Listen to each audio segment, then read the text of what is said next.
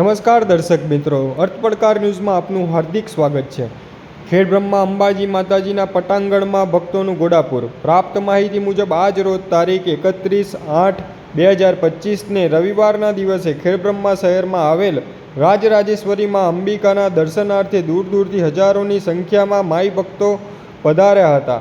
હાલમાં ભાદરવી પૂનમમાં દર્શન માટે લાખો પદયાત્રીઓ ખેડબ્રહ્મા માતાજીના દર્શન કરી શક્તિપીઠ અંબાજી દર્શન કરવા જાય છે, જેમાં અલગ અલગ ગામના સંઘો દ્વારા જગતજનની માં અંબિકાના દર્શનાર્થે ખેડબ્રહ્મા મંદિરમાં આવ્યા હતા। બોલ મારી અંબે જય જય અંબેના નાદથી વાતાવરણ ભક્તિમય બની ગયું હતું।